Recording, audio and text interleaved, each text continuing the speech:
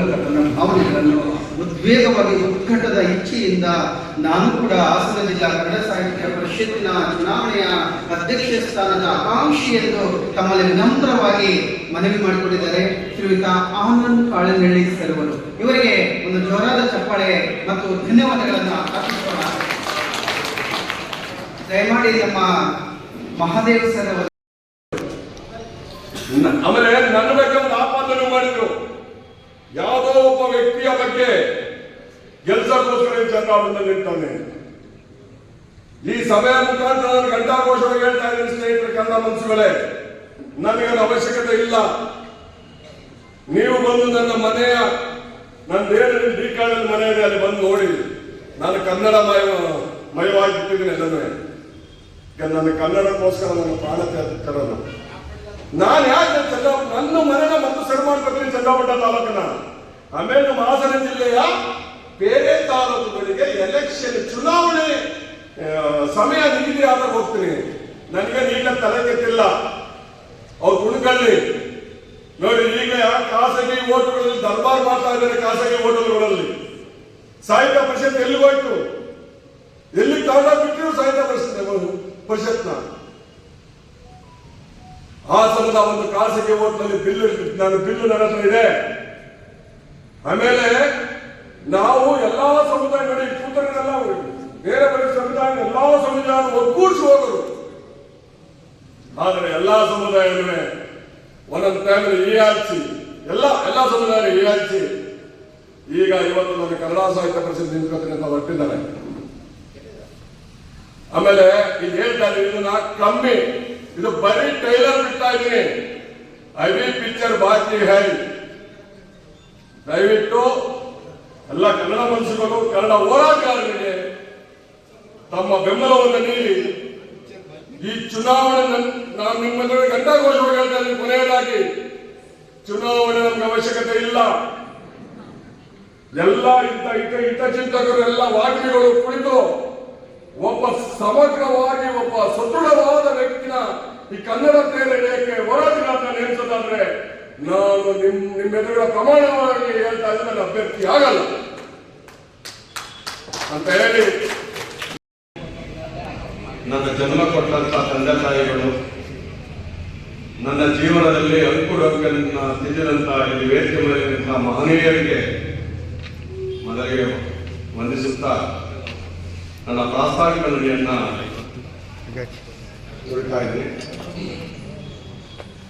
ನಾನು ಹಲವಾರು ವರ್ಷಗಳ ಕಾಲ ಇಡೀ ರಾಜ್ಯದಲ್ಲೇ ಪ್ರಥಮ ನಾಡಪ್ರಭು ಕೆಂಪೇಗೌಡ ವೇದಿಕೆಯನ್ನ ಸ್ಥಾಪಿಸಿ ಎಲ್ಲ ಸರ್ವಧರ್ಮಗಳ ಆಶಾಕರವಾದಂತಹ ಕೆಂಪೇಗೌಡ ವೇದಿಕೆಯನ್ನು ನಾನು ಸ್ಥಾಪಿಸಿ ಬೆಳೆಸಿ ಈ ಕನ್ನಡ ಸಾಹಿತ್ಯ ಪರಿಷತ್ತಿಗೆ ಜಿಲ್ಲಾಧ್ಯಕ್ಷರ ಸ್ಥಾನಕ್ಕೆ ನಾನು ಯಾಕೆ ಆಕಾಂಕ್ಷಿ ಆಗಬೇಕು ಅನ್ನೋದನ್ನ ಪ್ರಾಸ್ತಾವಿಕವಾಗಿ 2 ನಿಮಿಷದಲ್ಲಿ ಮುಗಿಸಿ ಇನ್ನು ಗಣ್ಯರು ಮಾತಾಡಬೇಕು. ಯಾವುದಕ್ಕೆ ಅಂದ್ರೆ, ಕನ್ನಡ ಸಾಹಿತ್ಯ ಪರಿಷತ್ತಿನ ಸಾಹಿತಿಗಳು ದಿಗ್ಗಜರಿಗೆ ಕೂತಿದ್ದಾರೆ. ದಿಗ್ಗಜರು ಈ ಸಾಹಿತ್ಯಾಸಕ್ತರು ಸಂಘಟನೆ ಮಾಡೋಕ್ಕಾಗಲ್ಲ. ಯಾಕಂದ್ರೆ ಅವರು ಕವನಗಳು ಈ ನಾಡಿನ, ಈ ದೇಶದ, ಈ ನಾಡಿನ ಒಂದು ಅಂಕುಡೊಂಕನ್ನ ತಿದ್ದಕ್ಕೆ ಅವರ ಬರಹದಲ್ಲಿ ತಿದ್ದಿ ಅವರು ತಿವಿತಾರೆ. ಅವರ ಬರಹದಲ್ಲಿ ಅವ್ರಿಗೆ ಸಂಘಟನೆ ಮಾಡಕ್ಕಿಲ್ಲ. ಅವ್ರಿಗೆ ಹೋರಾಟಗಾರರು, ನಾನು ಕನ್ನಡ ಪರ ಹೋರಾಟಗಾರನಾಗಿ, ನಾನೇ ಸಾಹಿತಿ ಅಲ್ಲ, ಕನ್ನಡ ಪರ ಹೋರಾಟಗಾರನಾಗಿ ಹಲವು ವರ್ಷಗಳ ಕಾಲ ನೆಲ ಜಲ ಇಲ್ಲಿ ಕರ್ನಾಟಕ ಇದಕ್ಕಿಂತ ತೊಂದರೆ ಆದಾಗ ನಾನು ಎದ್ದು ನಿಂತು ಅದನ್ನು ಖಂಡಿಸಿ ಎಲ್ಲನೂ ಮಾಡ್ಕೊಳ್ತಾ ಇದ್ದೀನಿ. ಕನ್ನಡ ಸಾಹಿತ್ಯ ಪರಿಷತ್ ಯಾಕೋಸ್ಕರ ಬಂದೆ ಅಂದ್ರೆ, ನಮ್ಮ ಹಾಸನ ಜಿಲ್ಲೆಯಲ್ಲಿ ಎಲೆಮರೆಕಾಯಿಗೆ ಸಾಹಿತಿಗಳಿದ್ದಾರೆ. ಯಾರನ್ನು ಮನ್ನರೆಗೆ ತರಲಿಲ್ಲ. ಮನ್ನರೆಗೆ ತರಲಿಲ್ಲ. ನಮ್ಮ ಹಾಸನ ಜಿಲ್ಲೆಯಲ್ಲಿ 2 ಕಡೆ ಆಲೂರು, ಹಾಸನ ಕನ್ನಡ ಸಾಹಿತ್ಯ ಭವನ ಬಿಟ್ರೆ ಇನ್ಯಾವ ತಾಲೂಕಲ್ಲೂ ಇಲ್ಲ. ಸಾಹಿತ್ಯ ಭವನ ಯಾಕೆ ಬೇಕು ನೋಡಿ. ದಿಗ್ಗಜರು ಕೂತಿದ್ದಾರೆ, ಇವರೆಲ್ಲ ರಿಟೈರ್ಮೆಂಟ್ ಎಲ್ಲ ಮಾಡ್ಕೊಂಡು ನಿವೃತ್ತಿ ಹೊಂದಿ ಅವ್ರಿಗೊಂದು ಜಾಗ ಬೇಕು ಕೂರೋದಕ್ಕೆ. ನಮ್ಮ ಕನ್ನಡ ಸಾಹಿತ್ಯ ಒಂದು ಬೆಳೆಸಬೇಕನ್ನೋ ಜಾಗ ಬೇಕು. ನಾನು ಈಗಿನ ಅಧ್ಯಕ್ಷರುಗಳನ್ನ ನಾನು ಯಾರು ದೂರಕ್ಕೆ ಹೋಗಲ್ಲ. ಈಗ ಒಂದು 5 ವರ್ಷದಲ್ಲಿ ಆಶ್ವಾಸನೆ ಕೊಟ್ಟು ನಾವು ಒಂದು ಸಾಹಿತ್ಯ ಸಾಹಿತ್ಯಾಕ್ಷರಿಗೆ ಸಾಹಿತ್ಯ ಬರ ಕೊಡ್ತೀವಿ, ಅದ್ಯಾವುದೂ ನೆರವೇರಿಸ್ತಿಲ್ಲ. ಅಧ್ಯಕ್ಷ ಅವಧಿ ಇರೋದು ಇನ್ನು ನವೆಂಬರ್ ತಿಂಗಳಿಗೆ, ಅವಧಿ ಕೊನೆಗಾಣಿಸೋದು ಇನ್ನು ನವೆಂಬರ್ ತಿಂಗಳಿಗೆ. ಇನ್ನು 8 ರಿಂದ 9 ತಿಂಗಳು ಈ ಎಲೆಕ್ಷನ್ ಇದೆ. ಈಗಲೇ ಹೊರಟುಬಿಟ್ರು. ಯಾವ MP MLA ಚುನಾವಣೆ ಮೀಸಿ ಮಾಡೋದಕ್ಕೆ ಕನ್ನಡ ಸಾಹಿತ್ಯ ಪರಿಷತ್ತನ್ನ ಒಂದು ಚುನಾವಣೆ ರಂಗ ತಂದ್ರು. ನನ್ನ ವೈಯಕ್ತಿಕ ಅನಿಸಿಕೆ, ನಾನು 5 ವರ್ಷ ಆಚೆಲೆ ಹೇಳಿದ್ದೆ, ಕನ್ನಡ ಮನಸ್ಸುಗಳೇ, ಯಾವುದೇ ರಂಗಕ್ಕೆ ನೀವು ಎಲೆಕ್ಷನ್ ಮಾಡಿ ಚುನಾವಣೆ ಮಾಡಿ, ಆದರೆ ಕನ್ನಡ ಸಾಹಿತ್ಯ ಪರಿಷತ್ಗೆ ಚುನಾವಣೆ ಅನ್ನೋದು ಬೇಡ. ಅದರ ಘನತೆಯನ್ನ ದಯವಿಟ್ಟು ಕುಂದಿಸಬೇಡಿ. ನಾನು ಈಗ ವೈಯಕ್ತಿಕವಾಗಿ ಹೇಳ್ತಾ ಇದ್ದೀನಿ, ನಾನು ಕನ್ನಡ ಸಾಹಿತ್ಯ ಪರಿಷತ್ ಜಿಲ್ಲಾಧ್ಯಕ್ಷ ಸ್ಥಾನಕ್ಕೆ ಆಕಾಂಕ್ಷಿ ಇರ್ಬೋದು. ಎಲ್ಲ ದಿಗ್ಗಜರಿಂದ ಸಾಹಿತ್ಯಾಕ್ಷರು, ಚಿಂತಕರು ಎಲ್ಲ ಕುಳಿತು ಒಂದು ಕಡೆ ಕಲೆತು ಸಾಹಿತ್ಯ ತೇರನ್ನ ಎಳೆಯೋದಕ್ಕೆ ಯಾರನ್ನಾರು ಉತ್ತಮವಾದ ವ್ಯಕ್ತಿಯನ್ನು, ಹೋರಾಟಗಾರರನ್ನು ನಾನು ನೇಮಿಸಿದ್ರೆ ನನ್ನ ಅಭ್ಯಂತರ ಇಲ್ಲ. ಇದು ನಾನು ಪ್ರಮಾಣ ಮಾಡಿ ಹೇಳ್ತೀನಿ. ಯಾಕೆ ಅಂದ್ರೆ ಕನ್ನಡ ಮನಸ್ಸುಗಳೇ ನೋಡಿ, ಈಗ ಮುಂದಿನೆಲ್ಲವೇ ನಮ್ಮ ಸಾಹಿತಿಗಳು ಅದನ್ನ ವಿವರವಾಗಿ ಹೇಳ್ತಾರೆ. ಇನ್ನು 8 ವರ್ಷದಿಂದ ಕನ್ನಡ ಸಾಹಿತ್ಯ ಸಮ್ಮೇಳನ ನಮ್ಮ ಜಿಲ್ಲೆಯಲ್ಲಿ ಎಲ್ಲೂ ಮಾಡಲಿಲ್ಲ. ನನ್ನ ಚಂದ್ರಾಪುರ ತಾಲೂಕಿಗೆ ಒಂದು 30 ಜನ ಸಾಹಿತಿಗಳಿಗೆ ಅನ್ಯಾಯ ಆಯಿತು. ಅವ್ರನ್ನ ಗುರುತಿಸ್ತಿಲ್ಲ, ಅವ್ರು ಗುರುತಿಸಿ ಅವ್ರನ್ನ ಬೆಳೆಸ್ತಿಲ್ಲ. ಇವ್ರು ಬೇರೆ ದೇಶಗಳು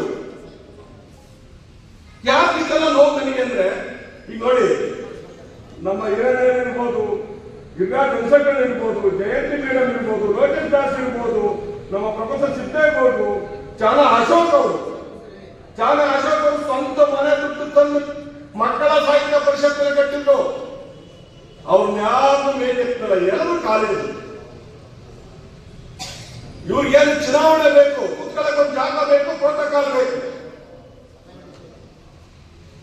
ಕನ್ನಡ ಮನಸ್ಸುಗಳೇ, ಈ ವೇದಿಕೆ ಮುಖಾಂತರ ಕೇಳ್ತಾ ಇದ್ದೀನಿ, ದಯವಿಟ್ಟು ಉದ್ಯಮಿಗಳ ಕೈಗೆ ಕನ್ನಡ ಸಾಹಿತ್ಯ ಪರಿಷತ್ ಕೊಡಬೇಡಿ. ರಿಯಲ್ ಎಸ್ಟೇಟ್ ದಂಧೆ ಮಾಡೋದು ದಯವಿಟ್ಟು ಯಾವುದೇ ಕಾರಣದಲ್ಲಿ ಸಾಹಿತ್ಯ ಪರಿಷತ್ ಕೈ ಕೊಡಬೇಡಿ. ಹೋರಾಟಗಾರರು ಯಾರೇ ಇರಲಿ, ಸಾಹಿತ್ಯ ಪರಿಷತ್ನ ಕೈ ಕೊಡಿ. ಸಾಹಿತಿಗಳನ್ನ ಸ್ವಂತ ಮನೆ ಯಜಮಾನರ ರೀತಿ ಕನ್ನಡ ಪರ ಹೋರಾಟಗಾರರು ಅವನ್ನ ತಗೊಂಡೋಗ್ತಾರೆ ಅನ್ನೋದನ್ನ ವೈಯಕ್ತಿಕ ಅನಿಸಿಕೆ ಕನ್ನಡ ಮನಸ್ಸುಗಳೇ. ನೋಡಿ, ಯಾವ ನಾನೆಲ್ಲೂ ಹೋಗಲ್ಲ, ಹಾಸನ ಜಿಲ್ಲೆ ಇನ್ನ 7-6 ತಾಲೂಕು ಚಂದಾಪುರ ತಾಲೂಕು ಹೇಳ್ತೀನಿ. ನಾವೆಲ್ಲ ನಮ್ಮ ಗಣಪತಿ ಪಿಂಡ ಪಕ್ಕ ಜಾಗ ನಾವೆಲ್ಲ ಹೋರಾಟ ಮಾಡಿ 5 ವರ್ಷ ಆದಂತ ನಾನು, ಮನೋರಣ್ಣ, ಅಶೋಕಣ್ಣ, ರೈತ ಸಂಘದ, ಆಮೇಲೆ ನಮ್ಮ ಮುಸ್ಲಿಂ ಬಾಂಧವರು, ದಲಿತರು ಎಲ್ಲ ಸೇರಿ ಒಂದು ಸಾಹಿತ್ಯ ಕಟ್ಟಕ್ಕೆ ಒಂದು ಜಾಗನ ಗುರುತಿಸ್ತು. ನಮ್ಮ ಚಂದಾಪುರ ತಾಲೂಕಿನಲ್ಲಿ ಬೇಕಾದಷ್ಟು ಜನ ದಾನಿಗಳಿದ್ದಾರೆ. ಯಾರಿಗಿದೆಲ್ಲ ದಾನಿಗಳು ಅಂದ್ರೆ, ಕನ್ನಡ ಸಾಹಿತ್ಯ ಪರಿಷತ್ತಲ್ಲಿ ಯಾವುದೇ ಒಂದು ಫಂಡ್ ಇಲ್ಲ ಅಂದ್ರೆ 500 ರೂಪಾಯಿಗೆ ನಮ್ಮ ನಿರ್ಮಲಾ, ನಮ್ಮ ಪಾಲ್ಗಣ ಸ್ವಾಮೀಜಿ ಕಲ್ಲಿನ ಗಡಿಗೆ ಚಿನ್ನದಗಿರಿ ಮಾಡಿಲ್ಲ. ಅದ್ರ ಭಿಕ್ಷೆ ಎತ್ತಾದ್ರೂ ಕನ್ನಡ ಸಾಹಿತ್ಯ ಪರಿಷತ್ ಕೊಡ್ಬೋದಾಯ್ತು ನೋಡೋಣ. ಆ ಜಾಗ ಇದ್ರು ಇವ್ರು 8 ವರ್ಷದಿಂದ ಕಟ್ಟಿಲ್ಲ. ಇವ್ರು 5 ವರ್ಷದಿಂದ ಈಗ ಏನ್ ಜಿಲ್ಲಾಧ್ಯಕ್ಷರಿದ್ದಾರೆ, ಇವ್ರು ಎಲೆಕ್ಷನ್ ಮಾಡಕ್ಕೆ ಆರ್ಥಿಕ ಸಬಲತೆ ಅಂತ ಹೇಳ್ತಾರೆ. ಈಗ ಮೊನ್ನೆ ಒಂದು ಯಾವ್ದೋ ಪೇಪರ್ ನೋಡ್ದೆ, ಆರ್ಥಿಕ ಸಬಲತೆ ಅಂದ್ರೆ ಏನು? ಈಗ 8 ವರ್ಷದಿಂದ ಆರ್ಥಿಕ ಸಬಲತೆ ಇರ್ತಿಲ್ವಾ? ಈಗ ಮಾತ್ರ ಆರ್ಥಿಕ ಸಬಲತೆ ಬಂತ? ಎಲೆಕ್ಷನ್ ಮಾತ್ರ ಆರ್ಥಿಕ ಸಬಲತೆ ಇದೆ, ಅದ್ರ ಅನುಮತಿ ಹೋಗ್ಬೇಕು ಅಂತ ಹೇಳ್ತಾರಲ್ಲ. ಸ್ವಲ್ಪ ಅವರಿಗೆ ನಾನು ವೈಯಕ್ತಿಕವಾಗಿ ಅವ್ರ ಬಗ್ಗೆ ಗೌರವ ಇದೆ. ಆದರೆ ಇನ್ನೂ 9 ತಿಂಗಳು ಈ ಚುನಾವಣಾ ಸಮಯ ಇದ್ದು ಈಗಲೇ ಎಲ್ಲರಿಗೂ ಮುಮ್ಮುಕ್ಲಚ್ಚಿ ಎಲ್ಲರೂ ಅವರು ನಮ್ಮ ಕನ್ನಡ ಭಾಷೆಯಲ್ಲಿ ಹೇಳ್ತಾರೆ. ಸ್ನೇಹಿತರ ಒಂದು ಸಭೆಯನ್ನಂದರೆ ಹಾಸನ ಕನ್ನಡ ಸಾಹಿತ್ಯ ಪರಿಷತ್ನ ಜಿಲ್ಲಾಧ್ಯಕ್ಷ ಸ್ಥಾನಕ್ಕೆ ಒಂದು ಅಭ್ಯರ್ಥಿಯ ಆಕಾಂಕ್ಷಿಯಾಗಿರ್ತಕ್ಕಂಥ ಸಲುವಾಗಿ ಈ ಒಂದು ಸಭೆಯನ್ನು ಕರೆಯಲಾಗಿದೆ. ಈ ಒಂದು ಸಭೆಯ ಅಧ್ಯಕ್ಷತೆಯನ್ನು ವಹಿಸಿರ್ತಕ್ಕಂಥ ಹಿರಿಯ ಸಾಹಿತಿಗಳು, ನಿವೃತ್ತ ಪ್ರಾಧ್ಯಾಪಕರು ಆದಂಥ ಮೆಟಿಕೆರೆ ಹಿರಿಯಣ್ಣ ಸಾಹೇಬ್ರೆ, ಈ ಒಂದು ಸಭೆಯನ್ನು ಉದ್ದೇಶಿಸಿ ಈಗಾಗಲೇ ಮಾತನಾಡಿದಂಥ ನಿವೃತ್ತ ಪ್ರಾಧ್ಯಾಪಕರಾದಂಥ ಪ್ರೊಫೆಸರ್ ಸಿದ್ದೇಗೌಡರೆ, ಅದೇ ರೀತಿ ಈಗ ಸುದೀರ್ಘವಾಗಿ ಕನ್ನಡ ಸಾಹಿತ್ಯ ಪರಿಷತ್ತು ಹಾಗೂ ಅದರ ಅನುಭವಗಳು ಎಲ್ಲ ವಿಚಾರಗಳನ್ನು ನಮ್ಮ ಮುಂದೆ ವಿಸ್ತೃತವಾಗಿ ಮಂಡಿಸಿದಂಥ ಲೋಕೇಶ್ ದಾಸ್ ಅವರೇ, ವೇದಿಕೆ ಮೇಲೆ ಆಸೀನರಾಗಿರ್ತಕ್ಕಂಥ ಹಿರಿಯರಾದಂಥ ಅಥವಾ ಮಾಜಿ ಅಧ್ಯಕ್ಷರಾದಂಥ ನಾಗಾರ್ಜುನ ಅವರೇ, APCMSನ ಅಧ್ಯಕ್ಷರಾದಂಥ ಶ್ರೀಯುತ ವೆಂಕಟೇಶ್ ಅವರೇ, ಮಾಜಿ ಅಧ್ಯಕ್ಷರು ಹಾಗೆ ನಿರ್ದೇಶಕರಾದಂಥ ಕುಮಾರಗಿ ರಮೇಶ್ ಅವರೇ, ಮಕ್ಕಳ ಸಾಹಿತ್ಯ ಪರಿಷತ್ನ ರಾಜ್ಯಾಧ್ಯಕ್ಷರು ಹಾಗೂ ವಿಶ್ವಶ್ರೀ ಪ್ರಶಸ್ತಿ ಪುರಸ್ಕೃತರಾಗಿರ್ತಕ್ಕಂಥ ಶಿಕ್ಷಣ ಪ್ರೇಮಿಗಳು ಆಗಿರ್ತಕ್ಕಂಥ ಶಾನಾ ಅಶೋಕ್ ಅವರೇ, ವೇದಿಕೆ ಮೇಲೆ ರಾಜ್ಕುಮಾರ್ ಅವರೇ, ವೇದಿಕೆಯಲ್ಲಿ ಇರ್ತಕ್ಕಂಥ ರಾಜ್ಯಘಟ್ಟದ ಮಹಿಳಾ ರೈತ ಸಂಘದ ಪದಾಧಿಕಾರಿಗಳೇ, ವೇದಿಕೆಯ ಹಿಂಭಾಗದಲ್ಲಿ ಇರ್ತಕ್ಕಂಥ ಎಲ್ಲ ಬಹುತೇಕ ನವೋದಯ ವಿದ್ಯಾಸಂಸ್ಥೆಯ ಎಲ್ಲ ಪದಾಧಿಕಾರಿಗಳು ಕೂಡ ಹಾಜರಿದ್ದಾರೆ. ಎಲ್ಲಕ್ಕಿಂತ ಮುಖ್ಯವಾಗಿ ಆ ಸಂಸ್ಥೆಯ ಜವಾಬ್ದಾರಿಯನ್ನು ಹೊತ್ತು ಅಧ್ಯಕ್ಷ ಸ್ಥಾನದಲ್ಲಿ ಹೊತ್ತು ಇಟ್ಕೊಂಡು ಆ ಒಂದು ಸಂಸ್ಥೆಯ ಒಂದು ಅಮೂಲ್ಯ ಒಂದು ಬದಲಾವಣೆಯನ್ನು ಆ ಒಂದು ಸಂಸ್ಥೆಯ ಒಂದು ಅಭಿವೃದ್ಧಿಗೆ ಅಭಿವೃದ್ಧಿಗಳು ಶ್ರಮಿಸ್ತಾ ಇರ್ತಕ್ಕಂಥ CJ ಮಂಜುನಾಥ್ ಅವರೇ, ಶರತ್ ಅವರೇ ಹಾಗೂ ವೇದಿಕೆ ಮುಂಭಾಗದಲ್ಲಿ ಆಸೀನರಾಗಿರ್ತಕ್ಕಂಥ ಎಲ್ಲ ಕನ್ನಡ ಮನಸ್ಸುಗಳೇ ಹಾಗೂ ಪತ್ರಕರ್ತರೆ, ಈಗಾಗಲೇ ಇದು ಮಾತನಾಡ್ತಕ್ಕಂಥ ಹಿರಿಯರು ಎಲ್ಲ ಕನ್ನಡ ಸಾಹಿತ್ಯ ಪರಿಷತ್ತಿನ ಬಗ್ಗೆ ಅದರ ಚಟುವಟಿಕೆಗಳ ಬಗ್ಗೆ ಈಗ ಮಾತನಾಡಿದ್ದಾರೆ. ಈಗ ನಮ್ಮ ಕಾಡೇನಹಳ್ಳಿ ಆನಂದ್ ಅವರು ಕೂಡ ಪ್ರಸ್ತುತ ನವೋದಯ ವಿದ್ಯಾಸಂಸ್ಥೆಯ ನಿರ್ದೇಶಕರಾಗಿ ಅದಕ್ಕಿಂತ ಮೊದಲು ಕೆಂಪೇಗೌಡ ವೇದಿಕೆಯ ಸಂಸ್ಥಾಪಕ ಅಧ್ಯಕ್ಷರಾಗಿ ಜನಪರ ಹೋರಾಟಗಳಲ್ಲಿ ಕನ್ನಡ ಪರ ಹೋರಾಟಗಳಲ್ಲಿ ಅವರು ಸಕ್ರಿಯವಾಗಿ ಅತ್ಯಂತ ಕ್ರಿಯಾಶೀಲವಾಗಿ ತೋರಿಸಿಕೊಂಡು ಬಂದಿರತಕ್ಕಂಥದ್ದನ್ನು ನಾವೆಲ್ಲರೂ ಕೂಡ ನೋಡಿದ್ವಿ. ಹಾಗಾಗಿ ಅವರುಗಳು ಈ ಒಂದು ಜಿಲ್ಲಾ ಕನ್ನಡ ಸಾಹಿತ್ಯ ಪರಿಷತ್ನ ಅಧ್ಯಕ್ಷ ಸ್ಥಾನಕ್ಕೆ ಅವರು ಆಕಾಂಕ್ಷಿಯಾಗಿರ್ತಕ್ಕಂಥದ್ದು ತಪ್ಪೇನಲ್ಲ. ಈಗಾಗಲೇ ಸಿದ್ದೇಗೌಡರು ಹೇಳಿದರು, ಇಡೀ ಜಿಲ್ಲೆಯಲ್ಲಿ ಅತಿ ಹೆಚ್ಚು ಮತದಾರನ್ನು ಹೊಂದಿರತಕ್ಕಂಥ ಒಂದು ಕ್ಷೇತ್ರ ನಮ್ಮ ಚನ್ನರಾಯಪಟ್ಟಣ ತಾಲೂಕು ಕೂಡ ಆಗಿದೆ. ಆನಂದ್ ಅವರು ಸೇರಿದಾಗ ಇನ್ನು ಹಲವಾರು ಜನ ಆಕಾಂಕ್ಷಿಗಳಿದ್ದಾರೆ. ಎಲ್ಲರೂ ಕೂತು ಕಲಿತು ಹಿರಿಯ ಮುಖಂಡರು ಹಾಗೂ ಹಿರಿಯರು ಕುರಿತು ಒಂದು ಸರ್ವಸಮ್ಮತವಾದಂಥ ಅಭ್ಯರ್ಥಿಯನ್ನ ಆಯ್ಕೆ ಮಾಡ್ತಕ್ಕಂಥದ್ದು ಸೂಕ್ತ. ಅದರಲ್ಲಿ ಆನಂದ್ ಅವ್ರಿಗೂ ಕೂಡ ಒಳ್ಳೆಯದಾಗಲಿ ಅಂತ ಈ ಮುಖಾಂತರ ನಾನು ದೇವರಲ್ಲಿ ಪ್ರಾರ್ಥನೆ ಮಾಡ್ಕೊಳ್ತೇನೆ. ಹಾಗಾಗಿ ಇವತ್ತಿನ ದಿನಮಾನಗಳಲ್ಲಿ ಕನ್ನಡ ಸಾಹಿತ್ಯ ಪರಿಷತ್ತು ರಾಜ್ಯ ಮಟ್ಟದಲ್ಲಿ ಅತ್ಯಂತ ಚೆನ್ನಾಗಿ ಅತ್ಯಂತ ಪ್ರಬಲವಾಗಿ KV ಮಹೇಶ್ ಜೋಶಿ ಅವರು ಬಹಳ ನಿರೀಕ್ಷೆ ಇಟ್ಕೊಂಡಿದ್ರು. ಅವರು ನಮ್ಮ ಚಂದನ ವಾಹಿನಿಯ ಮುಖ್ಯಸ್ಥರಾಗೂ ಕೂಡ ಅವರು ಕೆಲಸ ಮಾಡಿದರು. ಬಹಳ ನಿರೀಕ್ಷೆ ಇಟ್ಟಂಥ ಜನಕ್ಕೆ ಒಂದು ರೀತಿ ನಿರಾಸೆನೂ ಕೂಡ ಆಯಿತು. ಅವರು ಅತಿ ಬುದ್ಧಿವಂತರು ಅಂತ ಹೇಳಿದ್ರು. ಹಲವಾರು ಸಮಸ್ಯೆಗಳನ್ನು ಇವತ್ತು ಎದುರಾಕೊಂಡಿರ್ತಕ್ಕಂಥದ್ದನ್ನು ನಾವು ನೋಡಿದ್ದೀವಿ. ಮಂಡ್ಯ ಜಿಲ್ಲೆಯಲ್ಲಿ ನಡೆದಂಥ ಒಂದು ಅದ್ದೂರಿಯಾದಂಥ ಒಂದು ಕನ್ನಡ ಸಾಹಿತ್ಯ ಸಮ್ಮೇಳನಕ್ಕೆ ಸಂಬಂಧಪಟ್ಟಂತೆ ಹಲವಾರು ಗಂಡಾಂತರಗಳು ಅವಾಂತರಗಳು ಕೂಡ ಆಗಿರ್ತಕ್ಕಂಥದ್ದನ್ನು ನಾವೆಲ್ಲರೂ ಕೂಡ ಕೇಳಿದ್ವಿ. ಹಾಗಾಗಿ ಬರೀ ಸಾಹಿತ್ಯ ಕ್ಷೇತ್ರದಲ್ಲಿ ಇರ್ತಕ್ಕಂಥವರು ಅತಿ ವಿದ್ಯಾವಂತರು ಕೂಡ ಸಾಹಿತ್ಯ ಪರಿಷತ್ನ ಒಂದು ಚುಕ್ಕಾಣಿ ಇರ್ತಕ್ಕಂಥದ್ದು ಅಂಥದ್ದು ಏನಿಲ್ಲ. ಎಲ್ಲರೂ ಕೂಡ ಒಂದು ರೀತಿ ಒಂದು ಚೆನ್ನಾಗಿ ಕೆಲಸ ಮಾಡಿಕೊಂಡು ಆ ಒಂದು ಕನ್ನಡ ಸಾಹಿತ್ಯ ಪರಿಷತ್ಗೆ ಸಂಬಂಧಪಟ್ಟಂತೆ ಎಲ್ಲ ಚಟುವಟಿಕೆಗಳಲ್ಲಿ ಭಾಗವಹಿಸಿ ಕನ್ನಡ ತೇರನ್ನ ಹೇಳಲಿಕ್ಕೆ ಸಿದ್ಧರಾಗಿದ್ದು ಸಾಕು ಅಂತಕ್ಕಂಥದ್ದು ಹೇಳ್ತಾ, ಏಕೆಂದರೆ ಕನ್ನಡ ಸಾಹಿತ್ಯ ಆಸಕ್ತರು ಬಹಳಷ್ಟಿದೆ. ಚನ್ನರಾಯಪಟ್ಟಣ ತಾಲೂಕಿನಲ್ಲೂ ಕೂಡ ಒಳ್ಳೊಳ್ಳೆ ಸಾಹಿತಿಗಳು ಇರ್ತಕ್ಕಂಥದ್ದನ್ನು ನಾವು ನೋಡಿದ್ದೇವೆ. ಮುಂದಿನ ದಿನಗಳಲ್ಲಿ ನಮ್ಮ ಆನಂದ್ ಅವರು ಕೂಡ ಒಳ್ಳೆ ಕ್ರಿಯಾಶೀಲ ಯುವಕರಾಗಿದ್ದಾರೆ. ಏಕೆಂದ್ರೆ ನಾವು ಕೂಡ ನೋಡ್ತಾ ಇದ್ದೀವಿ ಅದ್ರ ಬಗ್ಗೆ ಬೇರೆ ಬೇರೆ ರೀತಿಯಲ್ಲಿ ವ್ಯಾಖ್ಯಾನ ಮಾಡ್ತಾರೆ. ಆದರೂ ಕೂಡ ಎಲ್ಲಾಗಲಿ ಎತ್ತರಾಗಲಿ ನಾಡು ನುಡಿ ಜಲ ಭಾಷೆ ಎಲ್ಲ ವಿಚಾರಗಳು ಬಂದಾಗ ಅವರು ಪರವಾಗಿ ನಿಂತು ಹೋರಾಟ ಮಾಡ್ತಕ್ಕಂಥ ಒಂದು ಸ್ವಭಾವವನ್ನು ಮೈಗೂಡಿಸ್ಕೊಂಡಿದ್ದಾರೆ. ಮುಂದಿನ ದಿನಗಳಲ್ಲಿ ಇವರೆಲ್ಲರೂ ಕೂಡ ಒಳ್ಳೆಯದಾಗಲಿ ಅಂತಕ್ಕಂಥದ್ದನ್ನು ಈ ಸಂದರ್ಭದಲ್ಲಿ ಒಂದು ಮಾತನಾಡಲಿಕ್ಕೆ ಅವಕಾಶ ಕೊಟ್ಟಂತ ಅವರ ಒಂದು ಹಿತೈಷಿ ಮತ್ತು ಅಭಿಮಾನಿಗಳಿಗೆ ನಾನು ವಂದಿಸಿ ನನ್ನ ಮಾತುಗಳನ್ನು ಮುಗಿಸ್ತೇನೆ. ಜೈ ಹಿಂದ್, ಜೈ ಕರ್ನಾಟಕ. ಭವಿಷ್ಯ ಇದೆ, ಇಂಥ ಜನಗಳೇ ಬೇಕು. ಜಿಲ್ಲಾ ಪರಿಷತ್ತಿನ ಚುನಾವಣೆ ಬಂದಾಗ ಬಹುಶಃ ಅವ್ರಿಗೆ ಗೊತ್ತಿಲ್ಲ ಅಂತ ಕಾಣುತ್ತೆ, ಅದರ ಒಳ ಸುಳಿಗಳನ್ನು ನಾನು ಕೊಟ್ಟೇನೆ ಸರ್. ನಿಮ್ಮ ವ್ಯಕ್ತಿತ್ವ ನೋಡಲ್ಲ ಅಲ್ಲಿ ಬಹಳ ಭಯಂಕರ ಗುಂಪುಗಾರಿಕೆ ಇದೆ. ಗುಂಪುಗಾರಿಕೆ ಅಂತಂದ್ರೆ ಅದು ಯಾವ ರೀತಿ ಪರಿವರ್ತನೆ ಆಗುತ್ತೆ ಅಂತ ಗೊತ್ತಿಲ್ಲ. ನನಗೆ ಮನೆಗೆ ಬಂದವರೆಲ್ಲ ಕೇಳಿ ಒಂದೇ ಪ್ರಶ್ನೆ, ನಿಮ್ಮ ಹತ್ರ ದುಡ್ಡು ಇದೆಯಾ? ಯಾರೋ ಬಂದ್ಬಿಟ್ಟು ಇದೇ ತಾಲೂಕು ನಾವು ಸರ್ ನೀವು ದುಡ್ಡು ಕೊಟ್ಟು ಸಪೋರ್ಟ್ ಮಾಡ್ತೀರ, ನಾನು ಮಾಡ್ತೀನಿ. ನಿಮ್ಮನ್ನು ತಗೊಂಡೋಗಿ ಆ ದುಡ್ಡನ್ನ ಅಲ್ಲಿ ಒಂದು ಛತ್ರ ಕಟ್ತಾವ್ರೆ ಉದ್ಯೋಗರು, ನಾನೆಲ್ಲ ಕೊಟ್ಟಿದ್ದೀನಿ, ಅದು ತಗೊಂಡೋಗಿ ನಿಮಗೆ ರೆಸಿಡೆನ್ಸ್ ಕೊಡ್ತೀನಿ. ಪರಿಷತ್ತು ಯಾವ ಮಟ್ಟಕ್ಕೆ ಮುಂದೆ ನೋಡಿ, ದಯಮಾಡಿ ಆನಂದಕ್ಕೆ ಶಕ್ತಿ ಇದೆ. ನನಗೆ ತಿಳಿದಂತೆ ಆನಂದಕ್ಕೆ ಸಂಘಟನೆ ಕೂಡ ಇದೆ. ಈ ಸಂಘಟನೆ ಅಲ್ಲಿ ಯಾರು ನಿಂತಾವ್ರೆ, ನಾನು ಕಂಡಂಗೆ ದೇವರೇನೂ ಇಲ್ಲ.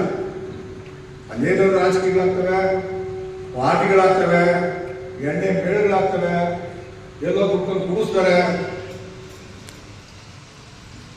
ಈ ರೀತಿ ಚುನಾವಣೆ ನಡೀತಾ ಇದೆ. ನನ್ನ ಒಂದು ಆಸೆ ಇದೆ, ಸ್ವಲ್ಪ ಸಂಧಾನ ಮಾಡಿ ಹೊಸ ಮಣ್ಣು ಕೂಡ ಅದೇ ಹೇಳಿದ್ರು. ಸುಮ್ಮನೆ ದುಡ್ಡು ವೆಚ್ಚ. ಪಾಪ ಅವ್ನು ಸುಂದರೇಶ ಅಂತ, ಸುಂದರೇಶ ನಾನು ಬೈದ ಮನೆಗೆ ಬಂದಾಗ ಸುಂದರೇಶ ನೀನು ದುಡ್ಡು ಮಾಡಿದ್ದೀನಪ್ಪ ಅಂದರೆ ನಾನು ಸುಮ್ಮನೆ ಇದ್ದಾಗ ನೋಡು ಹಣ ನೋಡ್ಕೋಬೇಡ. ನಾನು ಯಾಕೆ ಕೇಳ್ತಾ ಇದ್ದೀನಿ ಅಂದರೆ, ಈ ಕನ್ನಡ ಸಾಹಿತ್ಯ ಪರಿಷತ್ತಲ್ಲಿ 3 ಕಾಸಿಲ್ಲ, ಜಿಲ್ಲಾ ಮತ್ತು ತಾಲೂಕಿನಲ್ಲಿ ಎಲ್ಲ ಎತ್ತುವ ವಿಷಯ. ಶಾಸಕರು ಇಟ್ಕೋಬೇಕು, ಯಾರು ಹೊಸ ಅಂತ ಇಟ್ಕೋಬೇಕು. ನಾನು ಆನಂದ ಸಂಘದಲ್ಲಿ 1 ವರ್ಷಕ್ಕೆ ಕೋಟಿ ರೂಪಾಯಿ ಇದ್ದಿತ್ತು, ಆದಾಯ ಇತ್ತು. ಆ 10 ವರ್ಷ ಅಧ್ಯಕ್ಷರಾದಾಗ ಒಬ್ಬನು ಕೂಡ ನನಗೆ ಚಕಾರ ಇತ್ತಿಲ್ಲ, ಒಂದೇ ಒಂದು ಪೈಸಾ ಕೂಡ ಖರ್ಚು ಮಾಡಲಿಲ್ಲ. ನನಗಿಂತ ಹಿಂದೆ ಇದ್ದಂಥವರು ಬಳ್ಳಾರಿ ಸಮ್ಮೇಳನದಾಗ 5 ಬಸ್ಗಳು ಜನ ಕರ್ಕೊಂಡೋಗಿದ್ದು ಬೆಂಗಳೂರಿನಲ್ಲಿ, ಎಣ್ಣೆ ಬಾಸ್ಕೊಂಡು ತುಂಬಿಕೊಂಡೋಗಿದ್ದು. ನಾನು ಏನು ಆಗ್ತಾರೆ ಅಂದರೆ 10 ವರ್ಷಗಳ ಕಾಲ ಶಿಕ್ಷಕರ ಕಲ್ಯಾಣ ನಿಧಿಯ ರಾಜ್ಯ ಮಟ್ಟದ ಸಮಿತಿ ಇದ್ದೆ ನಾನು.